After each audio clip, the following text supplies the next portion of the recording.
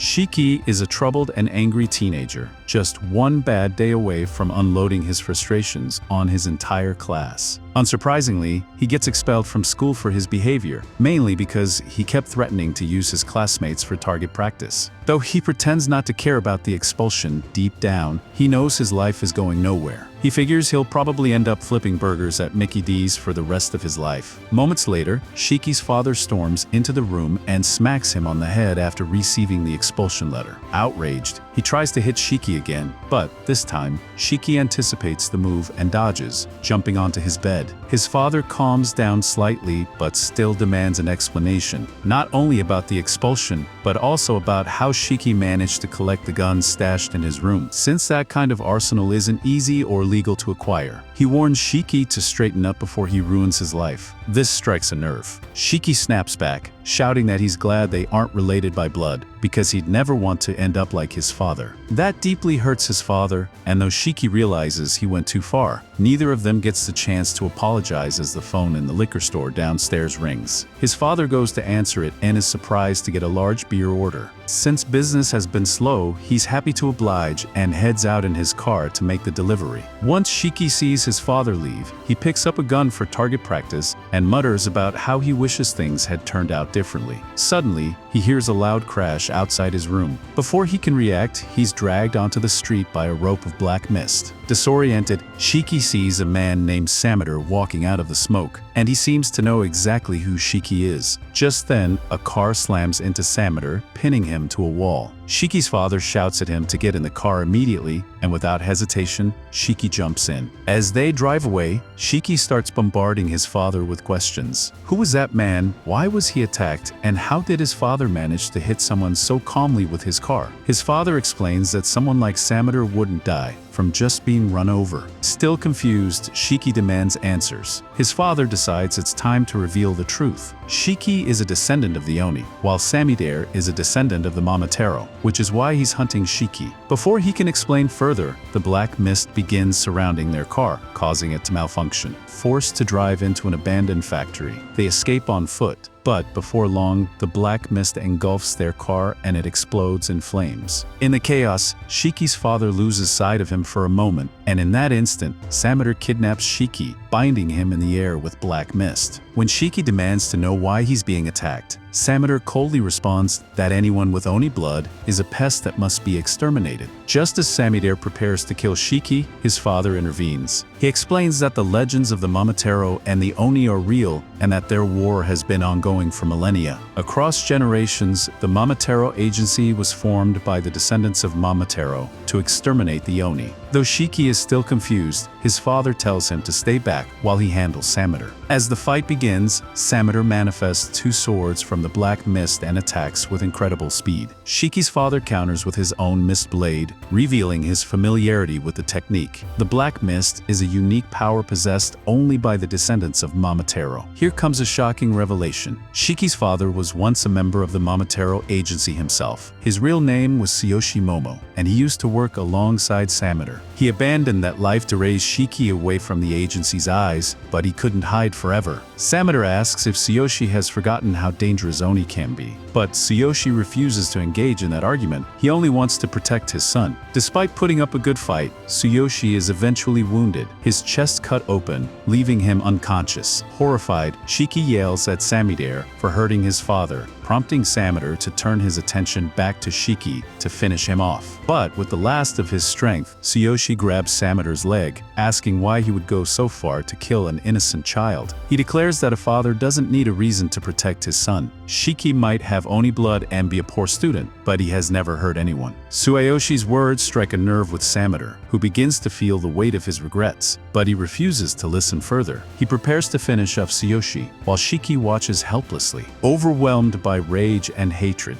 Shiki's body begins to bleed from every orifice. When Sameter looks back, Shiki is no longer there. Suddenly, Sameter hears the sound of multiple guns cocking near his head. Startled, he instinctively jumps back, narrowly avoiding an attack, but he still has no idea where Shiki is. Just then, Sameter notices a drop of blood hit the floor. He looks up and finds an awakened Shiki clinging to the ceiling. Sameter is stunned that Shiki not only awakened his Oni powers, but also managed to control his blood so quickly. What makes the Oni truly terrifying, however, is their utter lack of humanity, making them brutally relentless. Sameter prepares his sword, bracing for Shiki's next move. But as Shiki starts firing blood missiles at him, Sameter realizes the situation is getting out of hand. He opts to flee, escaping the blast radius. But the battle isn't over yet. Emerging from the smoke, Shiki lands a devastating kick that sends Sameter crashing into rubble, leaving him barely conscious. Standing over him, Shiki unleashes his entire arsenal of weapons, destroying the warehouse in a violent barrage. Miraculously, Sameter survives, but before he can recover, Shiki suddenly reverts back to his human form. Confused, Shiki wonders why he's covered in blood, a natural reaction considering the carnage. Seeing this, Sameter prepares to strike, eager to finish Shiki before he transforms again. He charges, muttering that all Oni must be exterminated, no exceptions. Shiki, unable to transform at will, is completely vulnerable. As Sameter's blade is about to land, Tsuyoshi, Shiki's father, throws himself between them, taking the fatal blow. Sameter is shocked that Tsuyoshi would go so far to protect an Oni, but Tsuyoshi, recalling the precious memories spent with Shiki, doesn't mind dying if it means protecting his son. Exhausted by the prolonged fight and mindful that the destruction is attracting attention, Sameter withdraws, melting away into a cloud of black mist. The Mamatero agency must remain hidden after all. Once Sameter is gone, Tsuyoshi collapses in Shiki's arms. Panicked, Shiki says he'll call an ambulance, but Tsuyoshi admits that no hospital can save him now. His time is nearly up.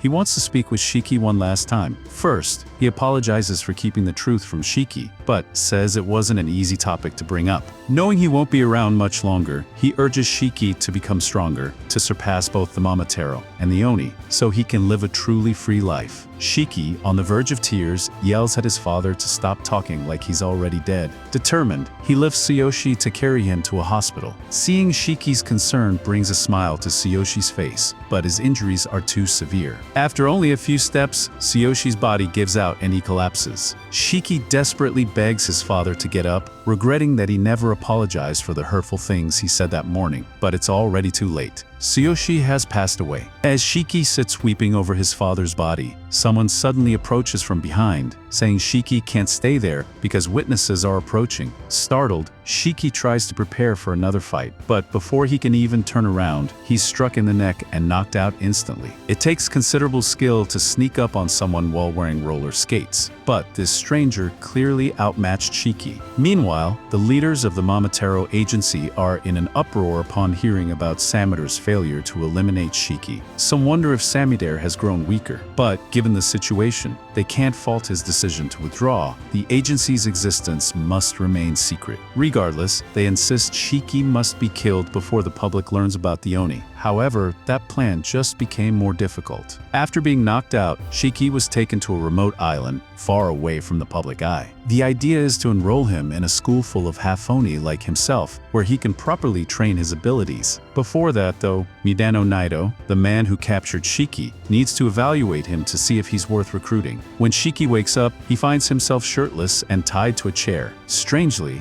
the man behind him is doing push-ups on an umbrella, a bizarre sight, but not the strangest thing Shiki has seen recently. The man introduces himself as Naito, and now that Shiki is awake, he begins explaining the situation. First, Naito reveals his horns, proving that he too is an Oni. He tells Shiki he was brought here for two reasons: evaluation and retrieval. As Shiki already knows, the Mamatero agency hunts down Oni using their black mist. The man who killed his father, Sameter, was one of them. To fight back, the Oni agency was formed, and Naito's job is to find newly awakened Oni like Shiki and assess if they're fit to join. Once the briefing ends, Naito unties Shiki's mouth so he can speak. As soon as he's able, Shiki starts yelling, demanding to know what they've done with his father's body. Annoyed by the shouting, Naito deducts points from the evaluation and assures Shiki that his father's body is safely stored in the facility. But he's dead, so it doesn't matter much. Shiki struggles violently, trying to break free. But this behavior is precisely why Naito tied him up in the first place. Seeing his anger isn't helping, Shiki calms himself and politely asks Naito to release him, explaining that he has a score to settle with the man who killed his father. Despite Shiki's calm words, his face is still contorted with rage, so Naito refuses. He knows Shiki wouldn't stand a chance against the Mamoru agent yet, but since Shiki is so eager to throw himself into battle, Naito decides there's a better way to evaluate his potential. Naito takes off his tie, and before Shiki can react, he sneaks up behind him and begins strangling him with it. This is all part of Naito's test. Shiki must figure out how to escape,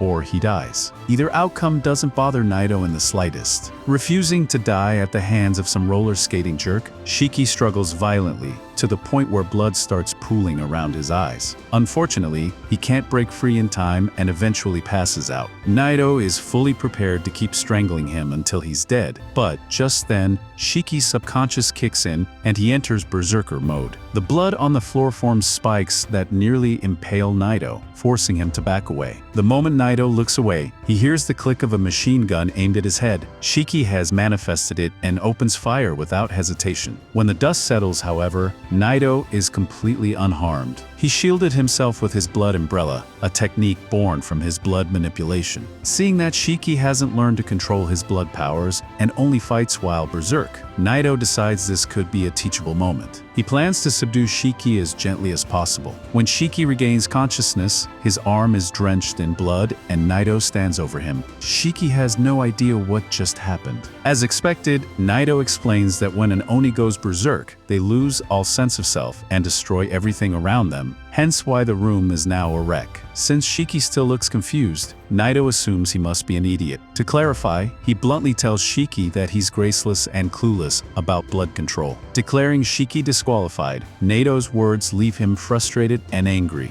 Yet, even in his frustration, Shiki realizes that Naito is overwhelmingly strong. He knows he can't beat him, but if he wants revenge on the Mamoru agency, he needs help. So he swallows his pride and bows, begging Naito to take him as a student. Naito immediately rejects the request. In battle, fighting without thinking is suicide, and since Shiki mindlessly went berserk, he's deemed unfit. Unable to control his blood and acting purely on emotion, Shiki is, in Naito's words, useless. Since Shiki failed the evaluation, Naito declares that he'll have to kill him to prevent a rogue berserker from running free. Shocked but aware that Naito isn't bluffing, Shiki bolts, trying to escape. But as Naito prepares his blood umbrella to strike, Shiki knows he can't outrun him, so instead, he charges straight at Naito. Naito thinks Shiki has lost his mind, setting up a wall of blood spikes to block him. He anticipates that Shiki will either dodge to the side, leap over, or retreat, standard options against an impenetrable wall. As expected, Shiki jumps over the spikes, but what Naito didn't predict is that, midair, Shiki forms a gun from his blood and fires point blank at Naito's head.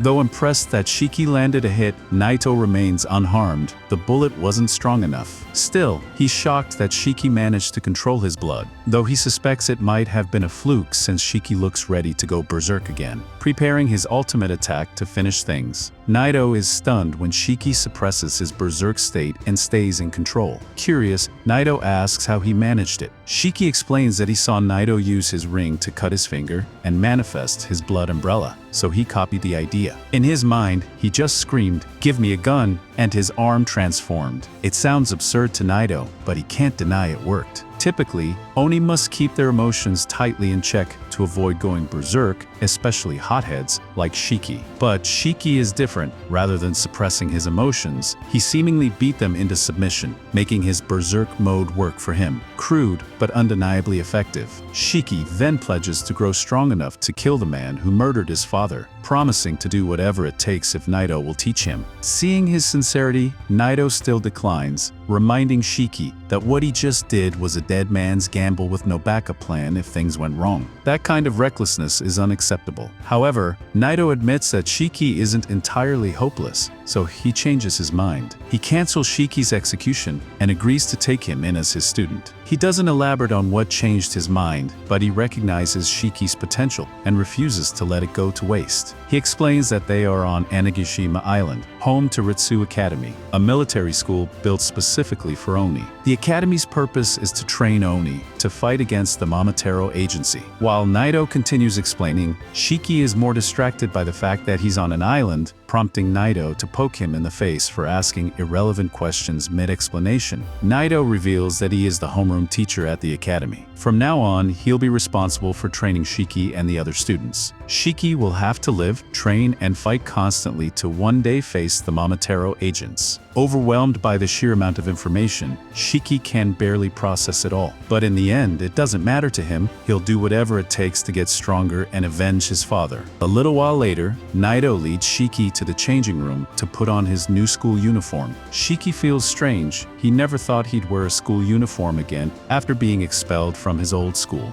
Naito informs him that there are other students in his class, but warns that Shiki is by far the weakest among them, so he'd better not pick any fights. While changing, Shiki asks where his father is. Naito explains that they've kept his father's body in the morgue, and that arranging the funeral is Shiki's responsibility. This reminder dampens Shiki's mood, but Naito advises him not to dwell on regrets. Instead, he should focus on getting stronger, so he never has to feel such regret again. Not wanting to waste any more time, Naito skates off, telling Shiki that he only has 15 seconds to get to class, or he'll be late. Shiki protests that it's not fair, but with no other option, he runs as fast as he can. They eventually reach the classroom door. As Shiki contemplates the coolest way to introduce himself, Naito, fed up with the delay, kicks him inside. Shiki crashes face first onto the floor, giving himself a nosebleed.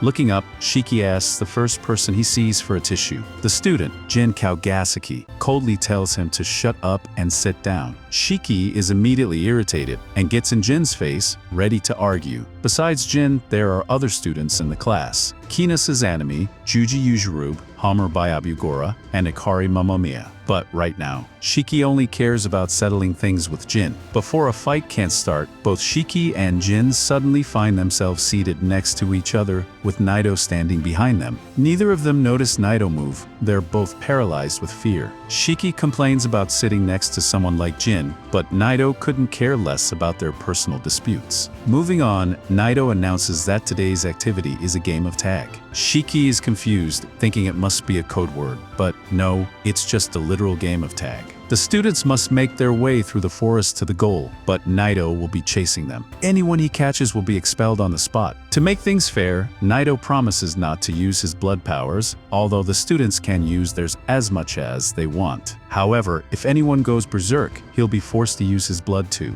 and things won't end well for them. Jin asks what happens if someone accidentally kills Naito during the game. Naito replies that if anyone can kill him, they'll immediately graduate and be assigned to any unit they desire, though he warns that it won't be easy. The class is visibly excited by this reward. Shiki still feels hesitant. He's not used to such extreme situations, but he isn't about to back down. He declares that he's ready, telling Naito to bring it on.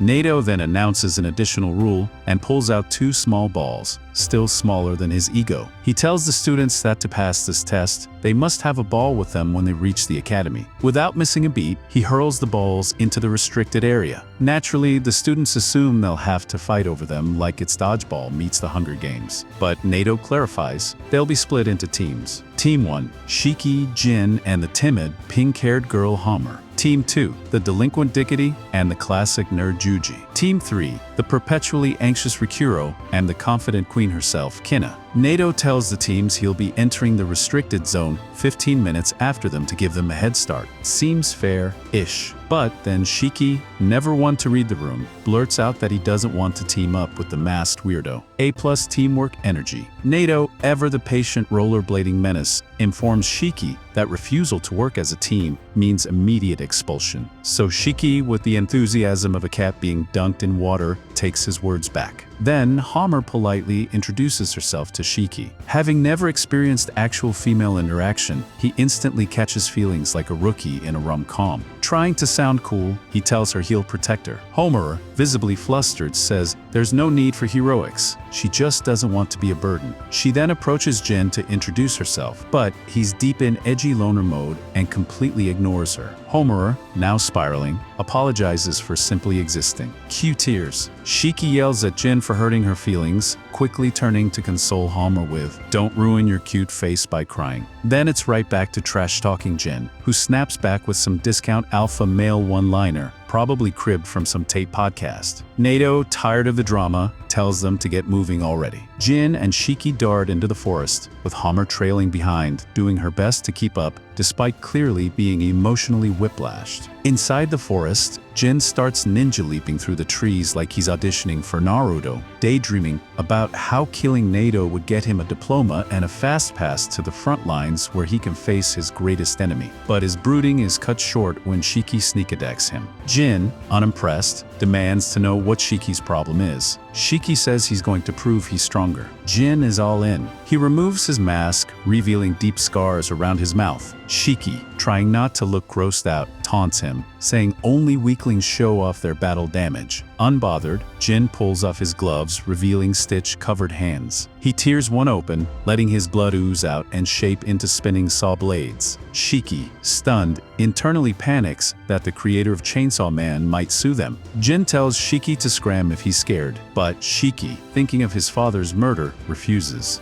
Jin pauses for a second, sensing something deeper, then gets all ominous and declares that they'll never understand each other. Shiki replies that he doesn't want to understand him and bites his thumb to activate his blood weapon. But nothing happens. His arm just sits there like an uncooperative noodle. Desperate, he picks up a stick, because why not, and goes in swinging caveman style. Spoiler, it's wildly ineffective. Jin is casually cutting down trees like he's clearing land for a new mall. Meanwhile, Hammer is wandering through the forest, wondering where the boys went when she hears trees crashing down. Her anxiety surges and she spirals again, feeling like she doesn't belong in this brutal world. But then she remembers, Shiki called her cute. With a tiny spark of motivation, she sets off to find him, unaware that she's literally just a few steps away from one of the test balls. Typical anime luck. Back with the boys, Shiki is trying to punch Jin with all he's got. Jin, not even needing his chainsaws, is easily wiping the floor with him. It's a one-sided beatdown, and Shiki's fists might as well be wet noodles. Shiki can't stop wondering how the heck Jin is controlling his blood powers so smoothly. But then it clicks. Jin's ability is different. His chainsaw blood technique isn't like Shiki's tornadoes at all. Lost in thought, Shiki drops his guard, and Jin lands a solid punch that knocks him flat.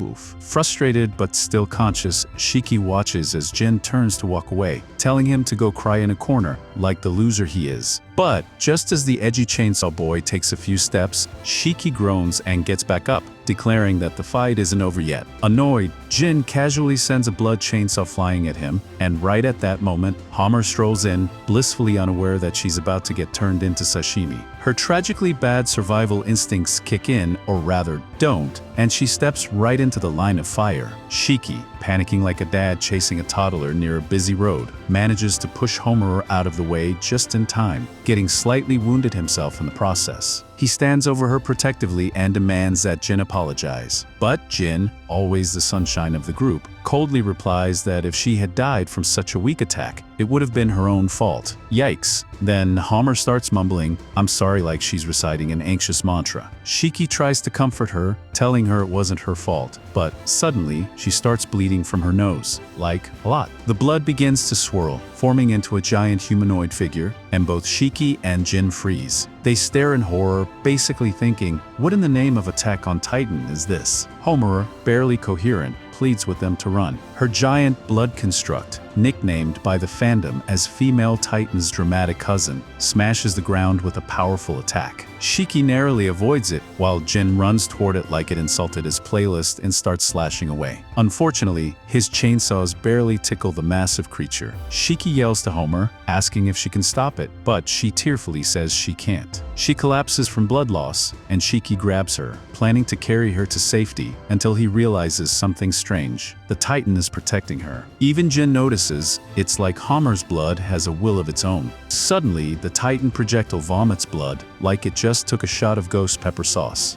Jin hides behind a rock, but Shiki, ever the punching bag of fate, takes the full blast. Then Homer, still crying, begs the Titan to stop calling her big sister. Cue Shiki's confusion. Wait, what? She tells him to run again, but Shiki refuses. He doesn't want anyone else dying in front of him, not after what happened to his father. Then the Titan lets out a roar, so loud it sends shockwaves through the entire forest. Students far away feel it, and even Nato, perched on a tree branch, watches in interest. He decides to let Shiki and Jin deal with this mess for now. Back at the scene, Shiki injures himself, trying to activate his powers, but nothing happens. The Titan swings at him, he dodges, but she picks up rocks and hurls them like a baseball pitcher on steroids. One hits him hard, flinging him back. Worse than the pain, though, is the humiliation. He's never felt this useless before. He's supposed to be a fighter, not a crash test dummy. Frustrated, Shiki tears up, but don't call it crying. Jin shows up and roasts him, telling him to go home if he's gonna cry like a little. "I'm sweating from my eyes," Shiki yells back. Ignoring the drama, Jin slices open his wounds and creates 2 different chainsaw types on each arm, like some kind of violent Swiss army knife. Despite the pain from earlier attacks, he's determined to win. Watching from afar, Nato is impressed. He explains, probably to no one in particular, that Oni blood can't take any form a user imagines, but those forms are shaped by their trauma, preferences, and personal experiences. So basically, blood therapy is canon now. Back in battle, Jin uses a circular chainsaw to climb the Titan, like he's reenacting that one scene from Levi Ackerman vs. Beast Titan. He goes for the neck, but the Titan sacrifices an arm to block it. Meanwhile, Shiki, still on the ground, is yelling at his hand like it just failed a math test. Why can't he form a weapon?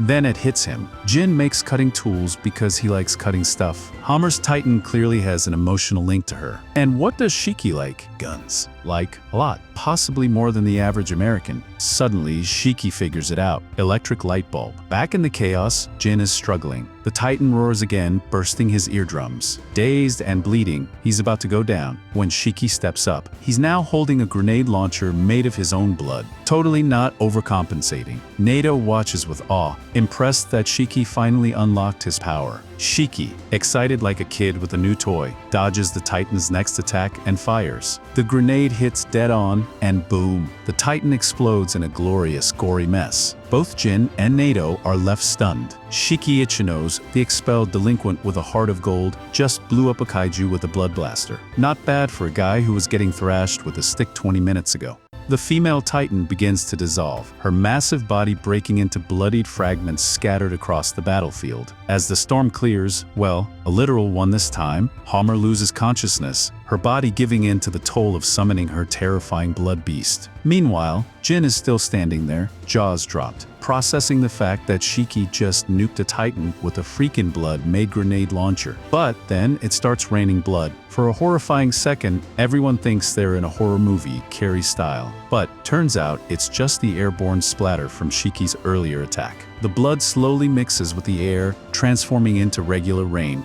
Very metal. Jin, still awestruck, realizes that Shiki's move didn't just obliterate the Titan, it literally altered the weather. But Shiki, being Shiki, doesn't even notice the weather part. His only thought is to check on Hammer. He takes one step toward her and promptly collapses face first like a flipped pancake. Vision blurry, body drained, he can't even twitch. That's when Naito strolls in, cool as ever, and tells Shiki he just dumped an insane amount of blood power into that last attack. No wonder his tank is empty. Shiki, being stubborn as usual, insists he can keep going and actually manages to stand for a solid 5 seconds. Then gravity reminds him who's boss. Naito, ever the blunt mentor, calls him a noob who can't even control his own powers. Yet deep down, he's impressed. Shiki's blood output was next level. He warns him seriously, if you use too much blood, you can literally die. But instead of worrying about himself, Shiki gets anxious about Hammer. He asks Naito to check on her first, saying he can wait. Naito is genuinely surprised. Here's this blood-drained rookie, barely breathing, still putting someone else first. Before he can act on that rare moment of respect, Jin attacks him out of nowhere. Fortunately, Naito's reflexes are sharp.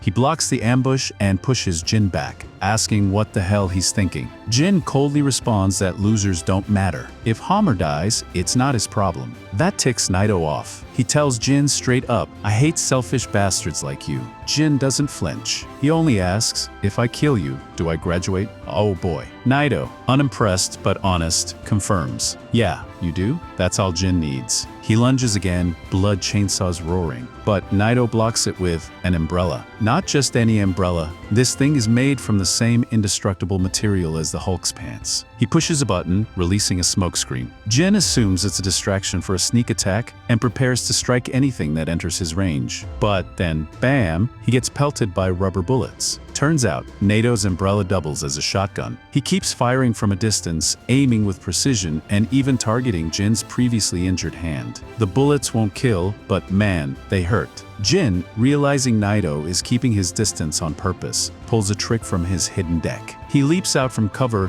dodging the incoming bullets, and throws a series of blood-forged blades at Naito. Naito dodges like a ninja on Red Bull, but is impressed. Jin has range now. They go back and forth, and Jin finally gets behind him in mid-air, thinking he's got this in the bag. But Naito casually tosses another bomb in his face. Jin panics. Boom? Nope. It's just another smoke bomb. And while Jin is bracing for a shot from the fog, Naito pulls a Uno reverse card and pops up behind him with a spine-shattering punch that slams him to the ground like a tent stake. Then comes the lecture. You think knowing your enemy's next move makes you safe? That's exactly what makes you vulnerable. Jin, bruised and barely moving, refuses to give up. So Naito flips his umbrella, yep, it's a cage now, and traps him inside. Even caged and battered, Jin keeps fighting, trying to break out. Naito, dead serious now, asks if he's that desperate to see his dad again. Jin falls silent. How do you know about my dad? He demands. Naito replies calmly,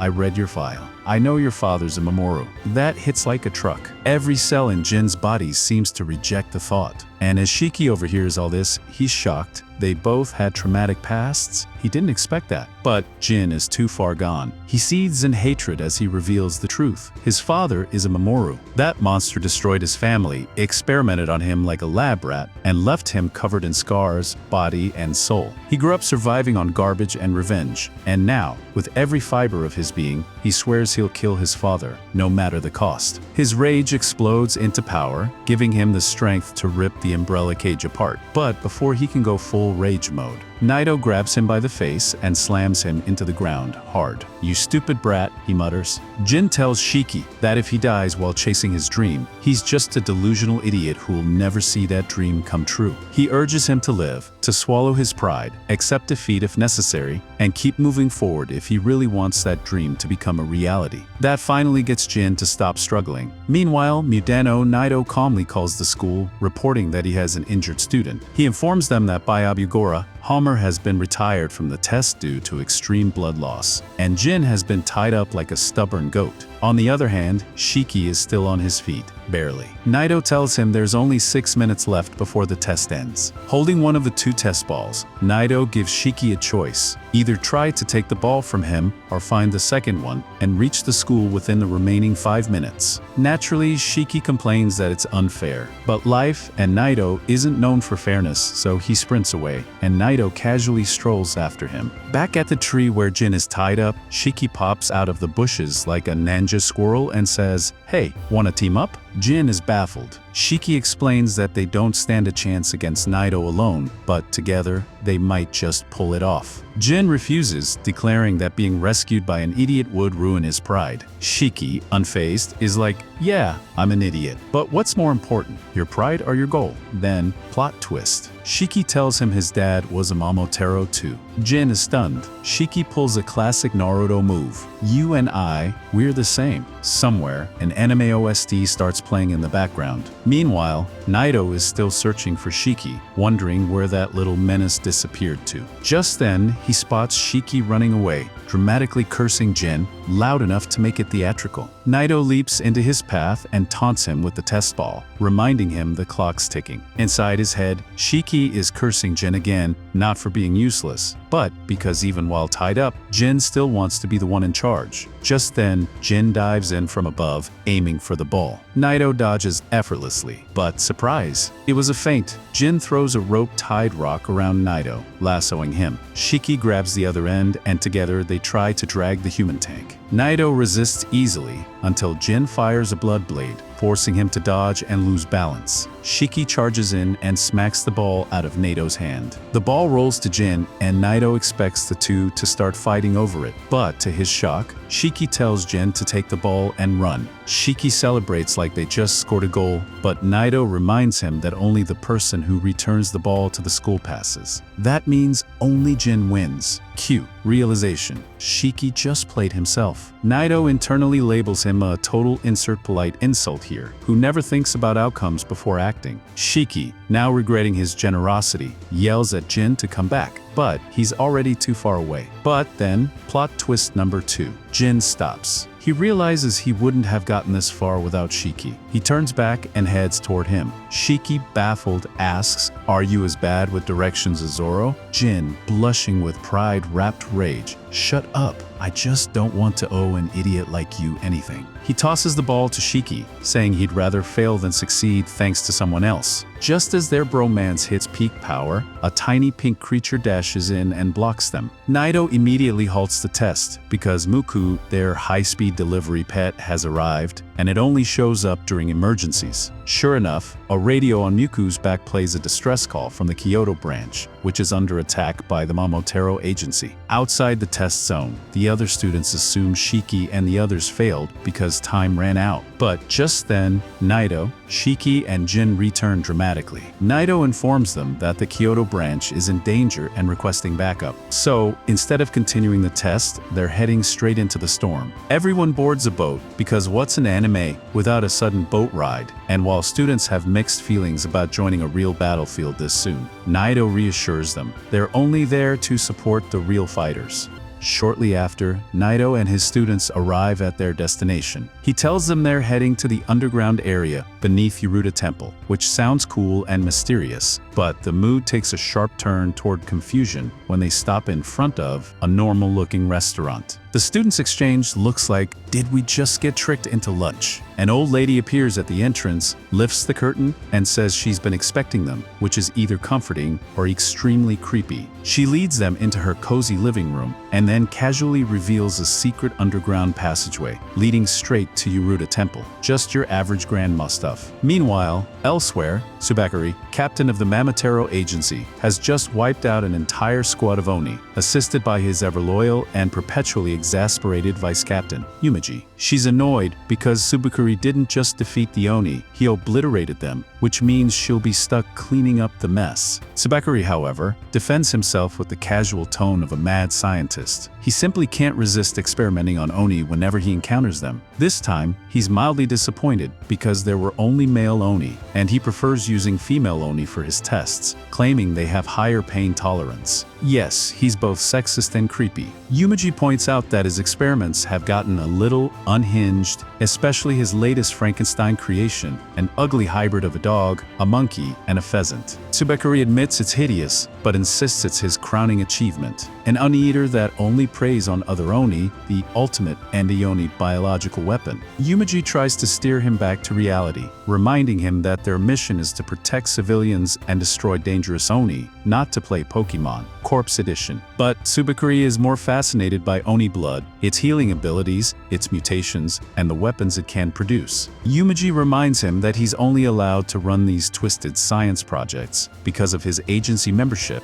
and maybe, just maybe, he should contribute to the actual mission once in a while. What neither of them realizes is that a small Oni boy is hiding nearby, overhearing every horrifying word. The agent's voices fade, and the boy breathes a sigh of relief until Tsubakuri suddenly pops his head out like a jump scare, grinning that he's just found a child specimen, which he's been running low on. What a wholesome guy. Before he can act, Yumeji steps in and kicks the boy hard, trying to knock him out, but the kid remains conscious, stubbornly trying to get up. A drop of his blood splashes onto Tsubakuri's uniform, and Yumeji immediately realizes this is bad news. Tsubakuri begins kicking the boy too, explaining that while Oni blood fascinates him scientifically, he's still disgusted by it. Then, to really prove he's a walking nightmare, Tsubakuri uses his ability manipulating black bacteria to control the corpses of the fallen Oni, merging them into a grotesque mountain of flesh and crushing the boy underneath until he dies. His black bacteria powers let him control corpses without any limit, unlike most agents who use them for weapons or spore attacks. Finally, he orders his ugly hybrid monster to eat the pile of Oni remains like it's some kind of grotesque cleanup crew.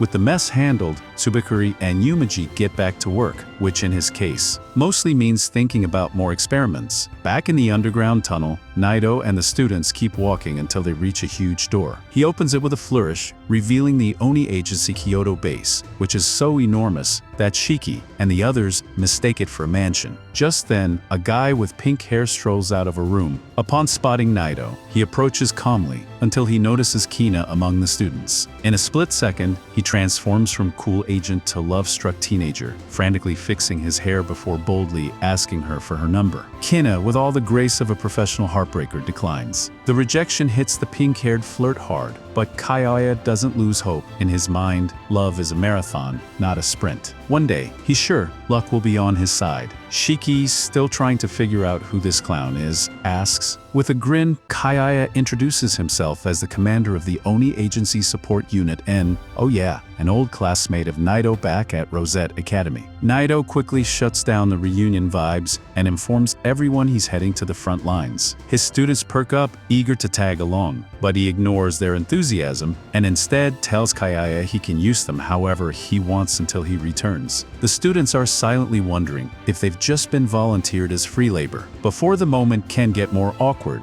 a nurse rushes in with an emergency report. She notices the academy students and orders them to get changed quickly. They're going to need all hands on deck for this operation. Moments later, everyone is in uniform and heading to the patient center. Shiki looks around and shudders. The place is packed with injured frontline soldiers, and the air is thick with urgency. The nurse calls Kyoya over to a soldier in especially bad shape, both arms and legs gone, lungs shredded, barely breathing. She estimates the man has about 3 minutes left. Shiki is horrified. Life on the front lines suddenly feels far scarier than any training drill. But Kyoya, smiling like he's about to perform a magic trick, tells the patient he's going to be fine. Shiki protests, insisting there's no way this man survives. Kyoya just tells him to trust him, then orders several Oni blood bags to be brought over, promising everyone a frontline reality show demonstration. Meanwhile, Tsubekuri and his team have just crushed the first wave of Oni agents. The survivors, watching their commander and vice commander drop like flies, start wondering if running away is the smarter career move. Tsubekuri walks toward them, clearly intending to finish the job until Naito arrives at the last moment. Naito unleashes his Blood Eclipse release, summoning blood archers that rain arrows down on Tsubekuri. But the captain blocks the attack with the corpses of fallen Oni, using them as shields like the world's grimmest umbrellas. With that little spat out of the way, Tsubekuri casually mentions hearing about a place where Oni have been quietly gathering, wondering aloud if wiping it out would mean the end of the species. Naito has no idea what he's talking about, so Tsubekuri shrugs it off as just another rumor. Back at the agency, Kyoya hooks several Oni blood bags to his own body before turning to the patient. He asks whether the man wants arms or legs first. Given the lung damage, speaking is out of the question, so the soldier mouths his answer, arms first, because if he lives, he wants to hug his kids again. Kyoya reassures him, promising he'll make it back to his family. Then, with a scalpel, he slices into his own skin, letting thick Oni blood flow into the patient's mouth. The man screams in pain, forcing nurses to order the students to hold him down. Seconds later, the blood packs run dry, and the nurse sends a few students to fetch more. Shiki keeps holding the patient until he notices something that makes him stumble backward in shock. The man's arms are growing back. Cell regeneration has kicked in, his lungs are slowly repairing,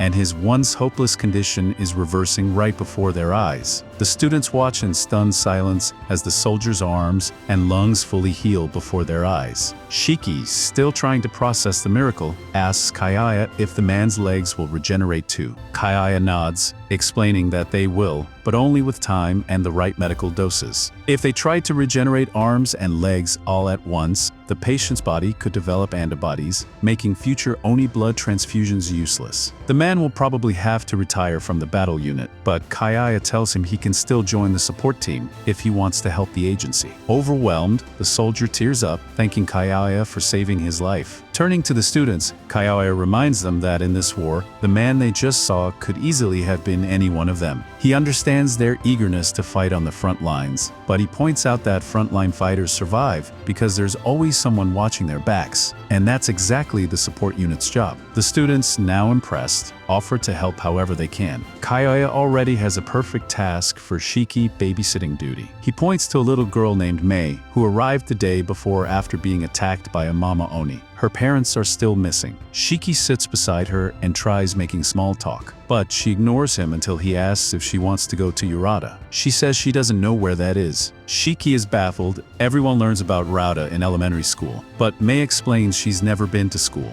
As they walk down the hallway, a grim sight passes them, a new batch of oni corpses from a recent battle. Mei stares at the bodies and then freezes. 2 of them are her parents. She breaks down, crying over their loss. Meanwhile, on the front lines, Tsubakuri, with that I've got a nasty idea smirk, tells Naito that he left several oni corpses laced with his bacteria behind. He figured the enemy would haul them back to base, not realizing they were basically delivering him remote-controlled zombies. Naito's eyes widen as the horrifying implication sinks in. Tsubakuri isn't sure if the corpses have reached the agency yet, so he decides to test his control by moving his fingers. Back at the agency, Mei's father's corpse suddenly sits upright. Overjoyed, Mei thinks her dad is alive until he grabs her by the throat. Shiki and Kyoya rush over, and Kyoya instantly realizes this is Tsubakuri's doing. He orders Shiki to cover Mei's eyes, then swiftly drives 2 scalpels into the corpse's skull, destroying the brain and ending the attack. In cases like this, decapitation alone won't work.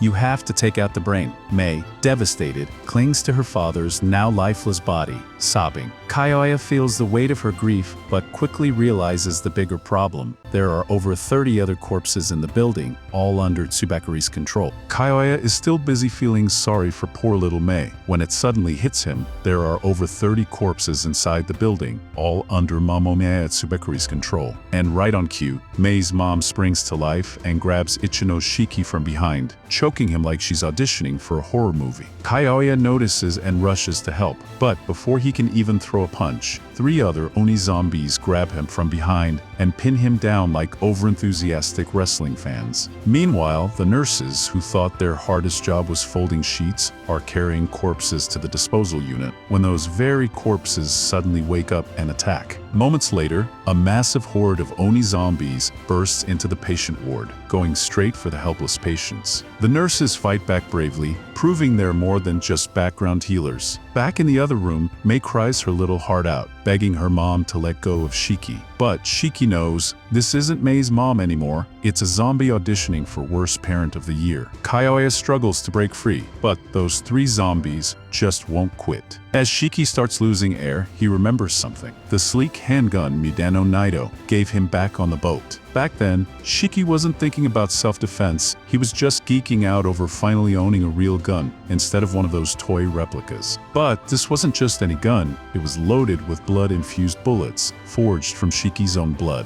Naito had warned him, don't waste them, save them for when it really counts. Well, if being strangled by your best friend's undead mom doesn't count, nothing does. Shiki hugs Mei to block her view, takes a deep breath, and shoots her mom in the head. The shot lands, and for the first time that night, Shiki feels a wave of relief wash over him. Meanwhile, Kyoya is still pinned down, grunting under a pile of Oni zombies. But Shiki, feeling like a one-man action movie, pulls the trigger 3 more times and blasts all 3 in the head. Kyoya pushes the bodies off himself and looks at Shiki with a mix of respect and wow, kid, you're scarier than me. The 2 help each other back to their feet. Kyoya tells Shiki he'll take care of evacuating the patients, while Shiki handles the main hall full of Oni zombies. No pressure, kid. Meanwhile, things look grim in the patient ward. Zombies are seconds away from turning everyone into an all-you-can-eat buffet. That is, until Yoroshi Ikari suddenly bursts in, fists flying, knocking zombies out with punches so hard you'd think he mistook their heads for punching bags. The other students quickly jump into the fight, defending themselves like true Oni in training. But just as they're starting to push back, they realize something chilling. These zombies aren't just random corpses. Something strange, something much worse is going on. No matter how many times the students struck the zombies, the creatures simply refused to stay down. Kaugasaki Jin looked worried, clearly wondering what to do next. That's when Ichino Shiki suddenly shouted out, telling everyone that the only way to defeat the zombies was with a headshot. Any other strike was basically just a free massage for them. Hearing this, Jin quickly activated his Eclipse technique, launching 3 blood shurikens directly into zombie skulls. Just as Shiki said, they dropped instantly, out cold for good. The others saw this and finally understood the zombie rulebook. Aim for the head or don't bother. With that settled, Waranzaka Kayaya ordered the support unit to focus on evacuating patients and preventing more casualties. Meanwhile, Shiki kept firing his handgun, mowing down zombies like he was in an arcade shooter, though each pull of the trigger left him disgusted. Killing corpses that used to be people, not exactly the dream job. Some students announced they go help with the evacuation, but Yoroshi Ikari snapped at them, saying, "Don't announce it, just do it." The group got the hint and sprinted off while Ikari held his ground like the tank he was born to be. Shiki, however, started to feel uneasy. Every zombie he shot had once been someone important to somebody. Innocent lives, stolen and corrupted. Yet here he was, putting bullets in their skulls while the real enemy, the mama, was still out there. His blood boiled with frustration. Kyoya ordered the remaining nurses to get all patients to safety, while Shiki and the others held the undead back. Meanwhile, elsewhere on the battlefield, Midano Naito faced off against Mamamiya Tsubekuri. Naito charged first, but Tsubekuri casually shoved 3 Oni zombies in front of him as meat shields. Naito stayed calm until Tsubekuri's creepy pet suddenly lunged out of nowhere. Naito narrowly dodged, and in the chaos, the 3 zombies were struck down, their blood splattering against the wall. Tsubekuri smirked and teased him. "You should be happy. I'm saving you the trouble. See, the zombies are dying already." Unamused, Naito told the others to retreat to the evacuation point while he handled Tsubekuri himself. But of course, Tsubekuri wasn't going to let them just walk out. He called forward Mamakusa Yamaji, who used her black bacteria to form a cage, trapping Naito and the others inside. The walls pulsed with a sickly energy. No one could escape unless Yamaji allowed it. Naito asked what they were trying to accomplish. Tsubekuri smugly explained that as long as he had them trapped, they could stay hidden forever. Then he dropped the real bombshell, literally. He revealed he had planted transmitters on every corpse he left behind. By following those signals, he discovered the agency's hideout beneath Aura. Naito's calm expression finally cracked. Tsubekuri grinned, snapped his fingers, and signaled Yamaji. She let the ugly, a grotesque creature, slither through the barrier. The Oni agents stayed on guard, uncertain of what was about to happen. Then the monster began to swell, glowing ominously. Naito's instincts screamed danger. "Everyone, down!" he shouted. The creature exploded, the blast ripping through a 100-meter radius with terrifying force. Tsubekuri watched from afar, sighing in disappointment. HMPH. Not nearly violent enough. I'll work on it next time. Yamaji suggested they check for survivors, but Tsubekuri dismissed the idea, muttering something about not wanting to dirty his freshly washed uniform with blood. Priorities, right? Moments later, Kiriyama Rikuro was seen lying on the ground, body scorched and battered, but still alive. Back at headquarters, Shiki shot the last zombie in the head and finally exhaled in relief. It was over, at least for now. Kyoya announced that the patients had been safely moved to the main hall, and he thanked everyone for their efforts. But the victory felt hollow. Little Mei stood frozen, staring at her parents' lifeless bodies, bullet holes in their heads. Kyoya's heart sank as he walked over and gently told her he was sorry she had to endure that. Shiki also stepped forward, guilt weighing heavily on him. He admitted he was the one who shot her mother. He recalled the moment and felt the shame crawl back into his chest. But to his surprise, Mei looked at him with teary eyes and said it was okay. She explained that she had always lived in hiding, never having a normal childhood. She had never even gone to school. Compared to that, maybe this tragedy wasn't so different from the life she already knew. Because of everything she's endured, Mei isn't even shocked. She always thought this day would come. She just didn't know when. Instead of breaking down, she even smiles at Shiki, telling him not to worry. Hearing this makes Shiki shudder in disbelief. Did she really just say it's okay? Her parents were killed right in front of her, and she's smiling. That's not okay. That's the definition of not okay. Shiki clenches his fists, memories of his own childhood flashing back. Back then, he admired superheroes. To him, the Mamoru were supposed to be the protectors, the Justice League of their world. But now, they take innocent lives just because of their bloodline. Some superheroes, more like supervillains with better branding. Overwhelmed, Shiki hugs Mei tightly and declares that if the so-called heroes are this twisted, then he'll become the villain. Why? So he can destroy those heroes and build a world where people like Mei can actually smile again. Everyone else just stands there in silence, watching this very dramatic yet oddly heartwarming declaration. Mei's eyes tremble with emotion as she stays in his arms. Later, Kaugasaki Jin and Moranzaka Kayaya return from the agency through the underground tunnel. Kayaya suggests they gather the bodies of their fallen comrades, saying he'll guide Jin to the cremation site so they can start transporting them. Back at the agency, the others are left to handle the corpses, and Yoroshi Ikuri is not happy about it. He mutters complaints about Kayaya dumping all the grunt work on them. That's when Ikuri spots Yujiro Juji just standing there, apparently doing nothing. Frustrated, he yells at him to quit slacking off. Juji calmly replies that he's not slacking. This place was just attacked, which means it's not safe yet. Someone has to stay on guard, and since his ability is built for scouting, he might as well put it to good use. Juji bites his thumb, drawing blood, then lets the drops fall to the ground. Suddenly, a massive radar-like seal of blood spreads across the floor. This is his blood eclipse release technique. Ikuri stares in shock. He's never seen anything like it. Juji explains that his blood can detect any living being within a 5-kilometer radius, and it can even differentiate whether they're Oni or Mama. The radar hums to life, scanning the surroundings. At first, nothing. Then Juji frowns, pointing out the radar's sensitivity is low, meaning he can't pinpoint targets perfectly. But then, beep. The radar picks up something. Juji's eyes widen. Whatever it is, it's bad news. Meanwhile, in the Mizumoto region, Momomaya Tsubakuri and Mamikusa Yamaji have already tracked down the secret tunnel. They've even taken out the kind old lady guarding it, RIP Sweet Grandma Defense Squad. Tsubakuri makes a call to his assistant, ordering him to send multiple ugly units to the coordinates, including the special ugly he's been saving for an important occasion. Before hanging up, he also requests the file on high-risk Oni, just for reference. As he ends the call, Tsubakuri mutters that if Naito has already appeared, then something big is happening. Yamaji gestures toward the tunnel, suggesting they throw in poison gas before charging in. Tsubakuri pauses, considers it, then suddenly changes his mind. No, he says, I'll enter the tunnel myself. Before they go in, he tells Yamaji that if they encounter any Oni, they must first ask their names. Confused, she asks why. Tsubakuri explains that if they find someone named Ichino Shiki, he wants him captured alive, not killed. What's so special about him? Yamaji presses. Tsubakuri smiles thinly, because Shiki is different from the rest. Very different, and that makes him valuable. I want him brought back to the lab. With that chilling statement, the two of them step into the tunnel, ready to wipe out the Oni race once and for all.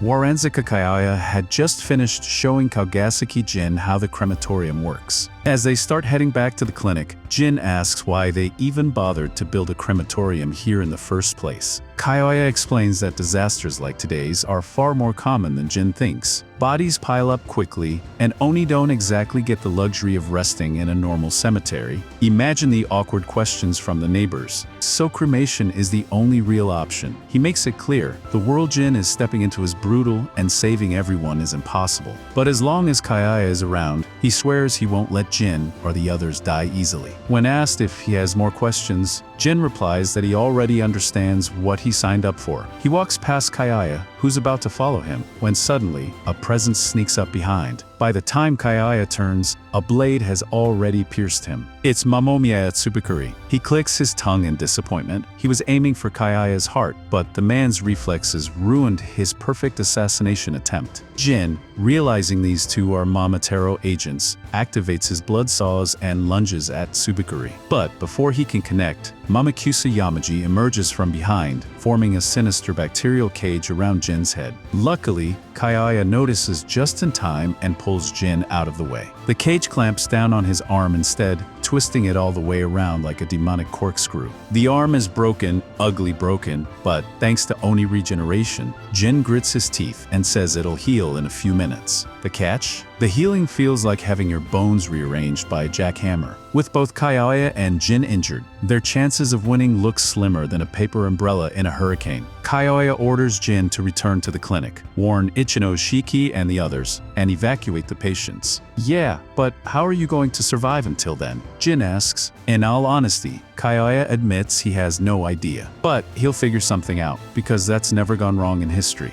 Jin reluctantly agrees, promising to return. As he runs off, Tsubakuri tells Yamaji to get moving. She crouches down and begins spreading her bacteria. Soon, a black wall rises at the end of the tunnel, and Kyoya realizes their plan. They're sealing off the entire underground network. No escape routes, no reinforcements. With the barrier up, even by Abu-Gorohammer, Neo won't be swooping in to save the day. Their only hope lies in Shiki and Jin, and frankly, Kyoya isn't sure those two are ready for Tsubakuri and Yamaji. He knows he said he'd find a way to stall them, but staring at the situation now, he can't shake the feeling that today might be his last. Just then, Tsubakuri tilts his head and asks, almost casually, "Tell me, do you happen to know an Oni by the name of Ichino's Shiki?" Waranzaka Kyoya doesn't respond to Momomaya Tsubakuri's question, but deep down, he knows one thing for sure: if Tsubakuri is looking for Ichino's Shiki, that can't mean anything good. So, he decides to stall, even if it costs him his life. Reaching into his jacket, Kyoya pulls out a vial of deadly poison, his emergency ace. But before he can even uncork it, Tsubakuri dashes forward with terrifying speed and slices straight through his carotid artery. Blood gushes everywhere as Kyoya desperately tries to heal himself with his Oni blood, but it's too late. His knees buckle,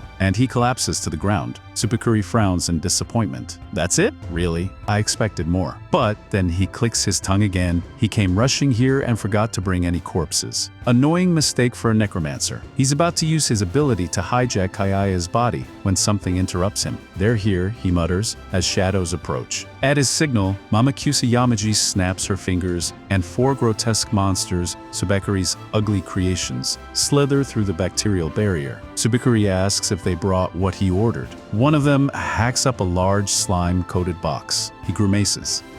I said, bring it, not drool on it. Open it." The creatures unwrap the spit-covered package, revealing a strange, ominous coffin. Meanwhile, Jin makes it back to the clinic. He pushes the door open, only to find the main room completely empty. Panic sets in. He runs through the halls, calling out, fearing the worst. Suddenly, he turns a corner and finds Shiki pointing a gun straight at him. Both sides sigh in relief when they recognize each other. Shiki lowers the weapon, and Jin is glad to see everyone alive. But there's still one problem. The patients are missing. Shiki explains. Yujirub Juji's ability can scan a 5-kilometer radius, and he detected 2 Momotaro agents in the tunnels. So they began evacuating immediately. The patients made it out, but then a black wall appeared, sealing every exit. A number of staff members, including Mei, are still trapped inside. Suzanami Kina asks what their next move should be, while Bayabugorohammer's assistant adds that she's already checked every path in the underground network. All exits are sealed. At that moment, Shiki notices something. Wait, where's Kyoya? Before Jin can answer, one of the uglies barges into the room. The Oni freeze. The creature casually grabs a staff member and devours him alive right in front of them. The horrifying sight shatters everyone's nerves. Panic explodes. Support team members scatter, screaming. Yoroshi Ikari turns to the others. We should run too.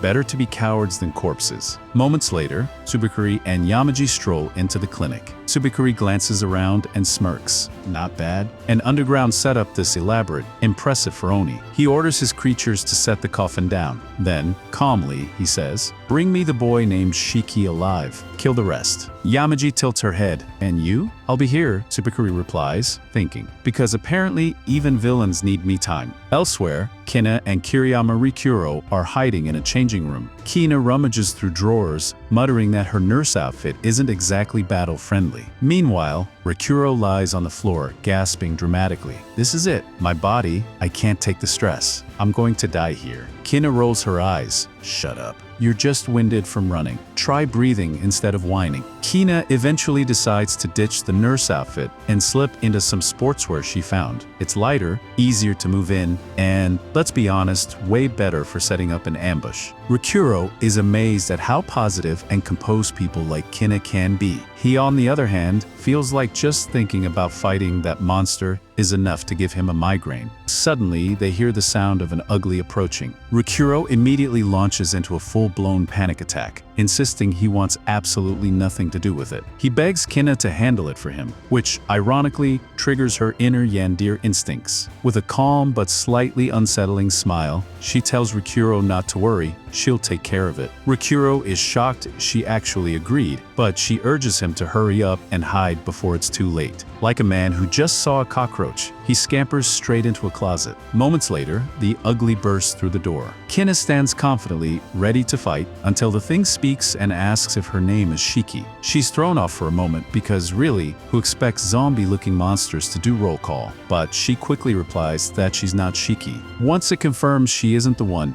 the ugly charges. Kina dodges its attacks with ease, rolling out of the way. Unfortunately, in the process, the ugly smashes through a wall, toppling the closet Rikuro is hiding in. The poor guy gets so terrified he literally faints on the spot. 10/10 survival instincts. Outside, Kina is beyond annoyed. The ugly knocked Rikuro over, and now she's officially done playing around. She bites her finger, activating her blood clips, which form into gloves around her fists. With these equipped, her confidence skyrockets. No way she's losing now. Meanwhile, elsewhere, Jin is sprinting through the tunnels to find Kayaya, while Yamaji lurks through the clinic halls, eagerly searching for someone unlucky enough to bump into her. As for Ikari, he gets cornered by another ugly in one of the rooms. But instead of panicking, he's actually glad, finally, a chance to show he can do something useful. The ugly growls and asks if he's Shiki, which makes Ikari explode with anger. "Don't compare me to him," he snaps. Ouch, someone's got sibling rivalry issues. Speaking of Shiki, he's busy running around, trying to find a safe place to hide Mei. With limited options, he ends up tucking her away in some bushes and hoping for the best. Back with Kina and Rikuro. Rikuro finally regains consciousness, panicking again because he's convinced his heart actually stopped a moment ago. He notices everything outside has gone quiet and concludes that the terrifying experience must have just been a bad dream. Of course, when he opens the closet door, he's greeted by the ugly staring directly at him. Cue panic attack number 47. He even tries calling a timeout, yes, like in a sports match. But the ugly oddly doesn't attack. That's when Rikuro looks up and sees Kina calmly ordering the ugly to come to her, and surprisingly, the monster actually listens. Kina orders the ugly to stand still and turn its head toward her, like she's lining it up for a passport photo. Once it's in position, she proceeds to knock the absolute daylights out of it. Rikuro knows she's only doing this to protect him, but right now, he's more terrified of Kina than he ever was of the ugly. He covers his eyes, deciding ignorance is bliss. Kina keeps pummeling the monster until it finally stops moving. She then stands up proudly, admiring her handiwork like she just finished a DIY project. Her ability, I love, is a bit terrifying.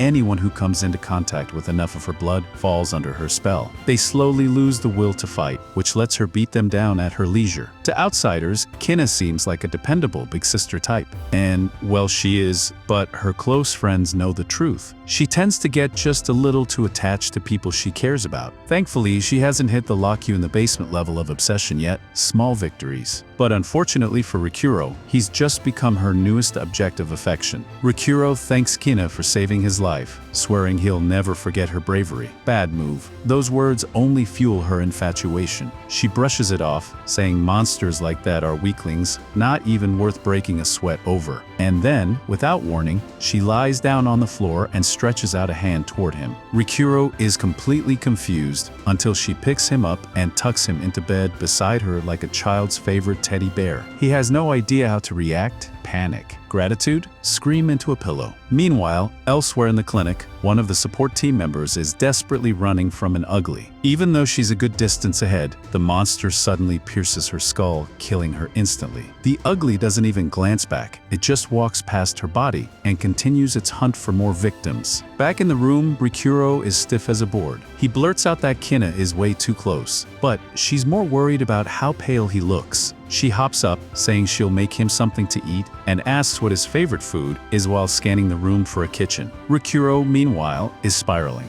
None of this makes sense. Why would Kina care about him this much? The only explanation he can think of is it must be a trap. She's trying to get him to let his guard down so she can use him as bait against the monsters. As Kina returns, she notices Rikuro trembling in fear. Concerned, she asks what's wrong. But before he can answer, she hears footsteps approaching. Turning around, she spots another ugly standing in the doorway. With an exasperated sigh, she gets up again, ready to beat this one to a pulp too. The ugly swings its tentacles at Kina, but she dodges with ease. Unfortunately, the thing can phase its strikes right through walls, so taking a hit from one of those would be very bad news. She quickly realizes this opponent won't go down as easily as the last, but she still believes she can overwhelm it. With that confidence, she lunges forward and throws a massive haymaker. Bad idea. Turns out this ugly can sprout tentacles from literally every part of its body, even its head. It twists out of the way and skewers Kina in the shoulder. She staggers back, trying to recover, but the monster wraps its slimy limbs around her arms and slams her around the room like a pinball machine on tilt. Meanwhile, Rikuro is cowering in the corner, doing his best impression of a terrified house cat. He watches helplessly as Kina is tossed around, unable to break free. She's dazed, and the ugly takes full advantage, slamming her head into the ground over and over, as if it's trying to play whack-a-mole until her brains decorate the floor. Rikuro realizes this is bad, like really bad. If nothing changes, Kina is done for. He wants to help her, but he's frozen in place, convinced that stepping out means instant death. He keeps telling himself maybe someone else will show up and save her, but deep down he knows the truth. He's the only one who can. Still, he can't bring himself to move. And then it hits him. When did he become such a coward? He wasn't always like this. He remembers back when he had his first crush, Lulu. Around her, he never missed a chance to show off, whether it was little stunts or, in one extreme case, jumping off a cliff just to look cool. Yes, a cliff. Because nothing says romance like a potential trip to the emergency room. Even when Lulu scared him half to death, making his hands shake, he forced himself to stay calm. He refused to look weak in front of her. Rikuro was born in a quiet town tucked away in the woods, where humans and Oni lived together in peace. He and Lulu would often spend their days dancing, a memory he treasures deeply. But then, one day, she suddenly fell ill. When an Oni's horns first emerge, their blood chemistry changes completely, so she couldn't see a regular doctor anymore. Thankfully, there was an Oni doctor in town. With treatment, Lulu was expected to recover fully. But of course, life had other plans. Just a few days later, the village was attacked by agents of the Momotaro. Lulu and Rikuro were lucky enough to survive the raid without being discovered. But the only Oni doctor in town wasn't so fortunate. With him gone, there was no one left who could treat Lulu's illness. Her condition began to deteriorate day by day. Rikuro did everything he could for her, but let's be honest, his medical knowledge peaked at apply bandage, hope for best. Desperate, he started going from town to town, searching for another Oni doctor, no matter how long it took. Unfortunately, he was already out of time. One day, Lulu grabbed his hand to say goodbye. Her final words were that she had always thought he was cool,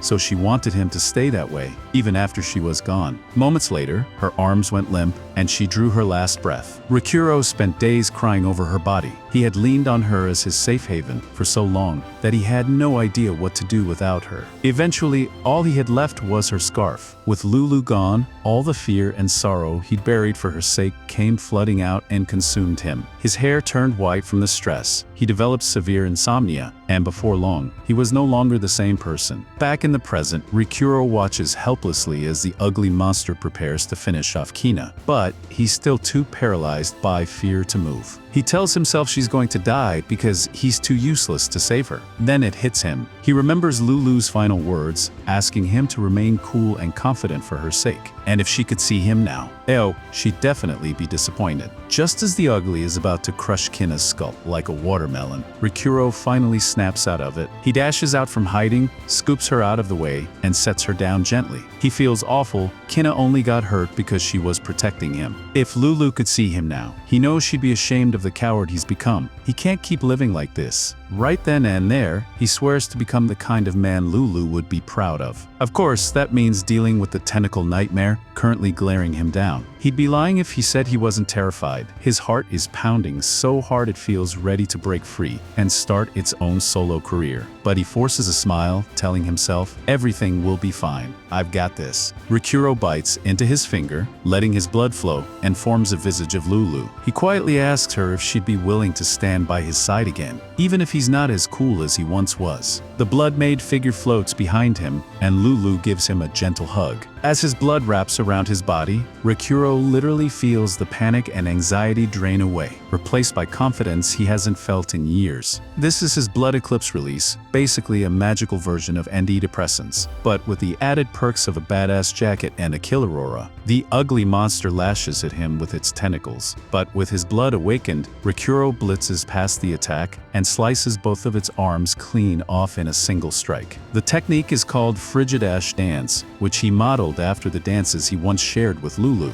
Razor-sharp petals swirl around him in sync with his movements, cutting everything they touch to ribbons. And that's just the opening act. He's still got more moves to showcase. The ugly lashes out again, but it's nowhere near fast enough to keep up. Rikuro feels lighter than ever, as though he's dancing with Lulu at his side. With that confidence, he aura farms for a moment because, hey, even heroes need to flex before unleashing a barrage of slashes that reduce the monster into bite-sized chunks. He's beyond proud of himself. For once, he didn't freeze up, he looked cool, he fought bravely, and he actually won. Too bad no one was around to witness his anime protagonist moment. Meanwhile, elsewhere in the building, Shiki is hiding in a room with Mei. Once the coast is clear, he tells her it's safe to come out, but something feels off. Mei seems defeated. When he asks her what's wrong, she admits that with her parents already dead, maybe she's better off dying too. Shiki understands why she feels that way. It's a cruel world, and despair is heavy, but he won't let her give up.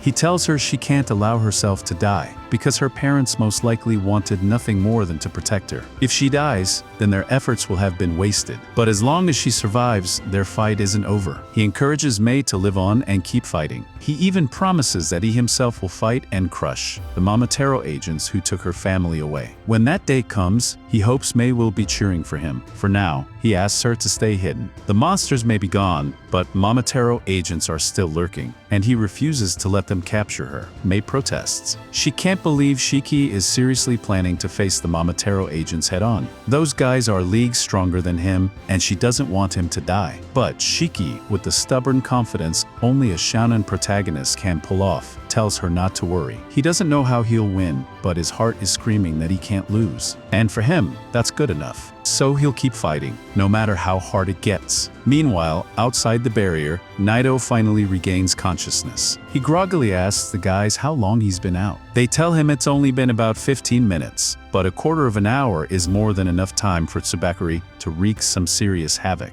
The men apologize, saying the only reason Naito got hurt was because he protected them. But Naito brushes it off. What's done is done. Right now, he has bigger problems to deal with. So he pushes himself up, battered but determined, and starts skating away. The men panic and try to stop him, reminding him he's too injured to be moving around. They ask where he could possibly be heading in that condition. Naito, stubborn as ever, explains that he's going to the base Hedayuta Temple because his students are there, and if Tsubakuri shows up, they'll need his help. Translation: I may be half dead, but sensei duty calls. Back at the clinic, Shiki enters the main hall and finds Tsubakuri patiently waiting for him, like some creep who showed up to a duel early and decided to practice his evil smirk in the mirror. Recognizing the Momotaro uniform, Shiki recalls hearing from Kina that this was the guy responsible for hijacking corpses and sicking them on the clinic earlier. Shiki demands to know if he really is Tsubakuri. Instead of answering, the man asks what his name is. Shiki doesn't understand why his name suddenly matters, but he gives it anyway. The second Tsubakuri realizes this is the Oni he's been hunting for, his grin stretches even wider. Not a good sign. Creepy smiles are never a good sign. Shiki demands to know why he attacked them earlier, accusing him of being a sicko for desecrating the dead. But Tsubakuri just bursts out laughing because he honestly finds the whole thing hilarious. He doesn't even deny being a sicko, in fact. He owns it. Then he twists the knife, telling Shiki that it's funny hearing an Oni complain about desecrating corpses, as if they had human rights in the first place. To him, Only humans deserve rights, so everything he's done to Oni is perfectly fair game, and he has no plans to stop.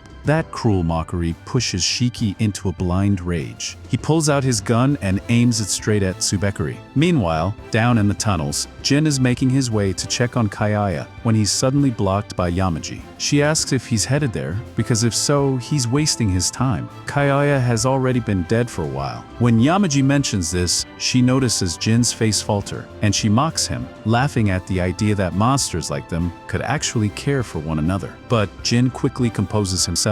He coldly tells her that the only thing he cares about is his goal, and that goal is killing every single Momotaro agent. And since she's right in front of him, he'll start with her. Activating his blood saw, Jin lunges at Yamaji with full force. For a moment, he's sure he's landed the blow, but something feels off. He glances back, only to see Yamaji casually encased in one of her barriers. His saw didn't even scratch her. It's going to take a lot more than brute force to bring her down. Back in the clinic, Tsubekuri is still barely taking Shiki seriously. With a smirk, he casually bats the gun from Shiki's hand using nothing but a pocket knife, because apparently, this guy just lives to be insulting. Rikuro taunts Shiki, telling him to try a little harder, because there's no way a puny toy like that could actually beat him. Naturally, Shiki refuses to let that insult slide. Instead, he whips out his inner mad scientist and builds a fully modded arm cannon, complete with a scope. Because why stop at functional when you can go for overkill chic? Migo had warned Shiki not to use his powers since he still doesn't have control over the output. But hey, when a deadly fight is happening, safety instructions suddenly feel like optional reading. Without hesitation, Shiki pulls the trigger on Tsubekuri, blasting him and everything within a 5-meter radius straight to Kingdom Come. Somehow, Tsubekuri dodges the attack completely unharmed, probably a master's degree in dramatic villain evasion. Still, he admits he wasn't expecting Shiki to pack that much firepower, and it genuinely startled him. Of course, Shiki mocks him right back, asking if Tsubekuri is really scared of just a little old gun like this, because if he thinks that was impressive, he hasn't seen anything yet. And this time, Shiki isn't planning on holding back. So, Tsubekuri better brace himself or invest in a stronger pair of pants.